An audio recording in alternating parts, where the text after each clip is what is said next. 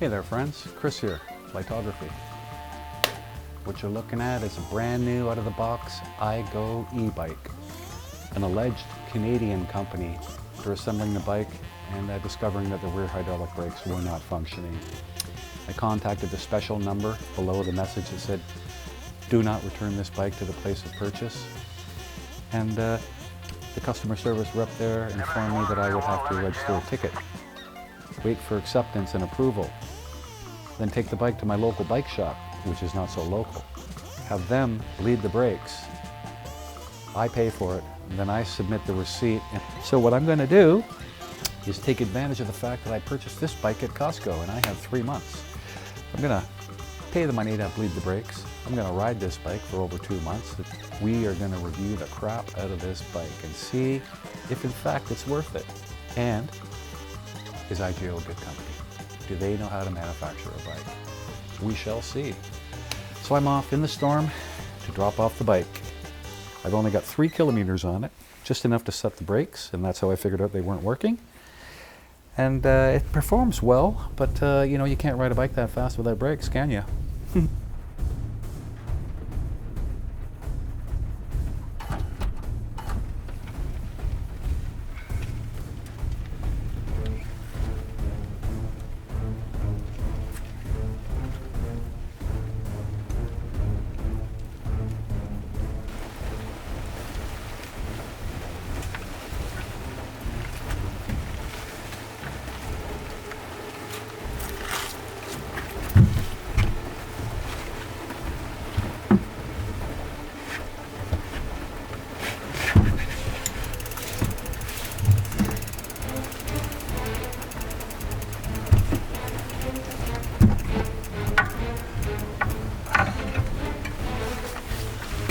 It's a heavy beast.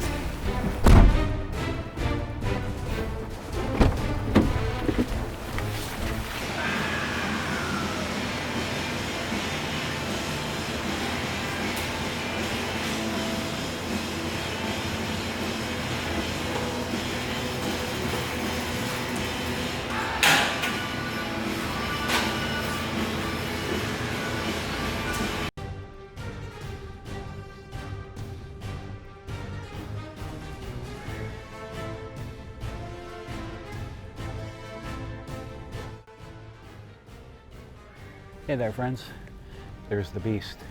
Halfway home from the bike shop and the brake bleed and everything's working fine so far.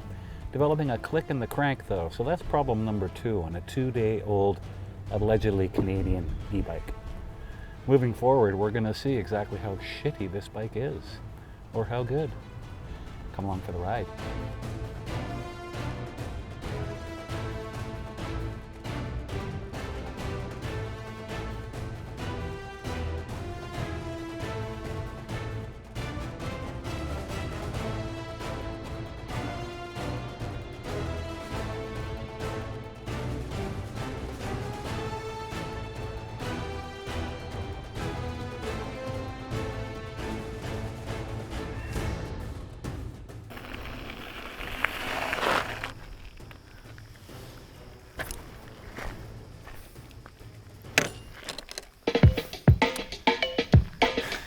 Here we are, my friends. What a beautiful sunset. So, first long range ride, 45K on the iGO Core Edge. Cornwall to my place, which is somewhat north of Ingleside, Ontario. Primarily along a bike path adjacent to the St. Lawrence River. Amazing ride. Pretty much flat, few grades, whatever. So the ride, I had it on pedal assist 5, and not like the old burn, I was keeping it at the same cadence as I do on my Specialized rock hopper. This has an 1.5 inch larger tire, 27.5 versus 26 on the rock hopper. It did great. I got home from a full charge at the bike shop, which is downtown in Cornwall, to my place, and the battery was on green. The controller is not accurate, not for speed or distance or anything, so don't rely on that. It rode well. It has unfortunately developed a crick in the crank. Sort of like my back or my hip. But anyways, I'm pretty sure it's just the cheap pedals. So that'll be the first fix after the first ride. Worst case scenario, if iGO doesn't make the cut, my ego is going to take it back to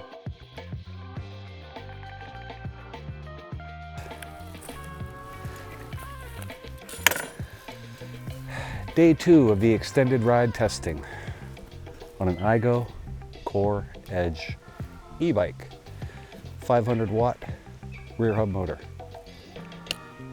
a 1.8 drivetrain, a Blaze fork, Tektro 180 centimeter hydraulic disc brakes. This has 9 pedal assists. 5 allows you to keep a really good speed. I like to go, 18, 19 kilometers an hour, and I like a quad burn. So that seems to be the perfect setup for me, even in a headwind. Today I was riding down from my place down to the trail here on the St. Lawrence, but a 25 kilometer headwind, and it rocked, no problems. I'm still on blue, so obviously the battery is holding up. The controller here is poo-poo. Doesn't do trip accurately, does not do speed accurately, and does not do battery charge accurately. So you have to rely on this button down here on the battery itself, which is no big deal, right? Just as I was getting home yesterday, I noticed I had a crick in my crank. So this morning I tightened the pedal up, I tightened the crank up, and the noise went away. So probably just, that first ride, loosened up the bolts. I didn't take it right out to see if there was any Loctite in there, but there probably should be. Anyways, single track today. I'm out in an old growth forest. The bike's handling pretty well. You got to keep the pedal assist down to 1 or 2 if you're in a tight trail, because you'll end up in a tree if you don't, or worse. I like it so far, handles well. The bars are nice and wide, so you can swing around things pretty easy. My only complaint really would be that this front fork is hugely noisy. I'm accustomed to the Rockhopper shop. I'm accustomed to the Rockhopper shock on my specialized Rockhopper, and it's much better. I might switch it out if it'll fit. I'm not sure about that.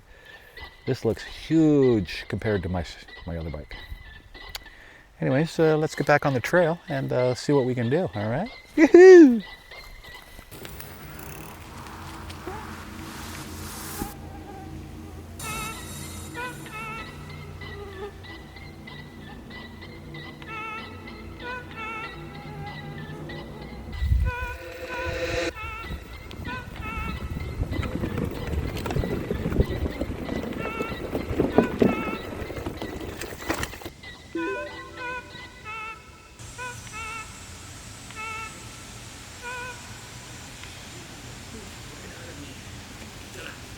Off the ski shack.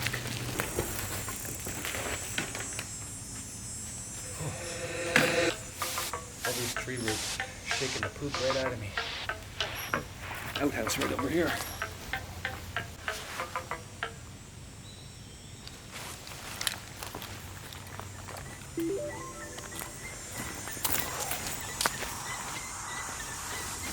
Whoa! Holy Jesus Christ! That's the biggest darn wolf spider I've ever seen. I'm not going in there.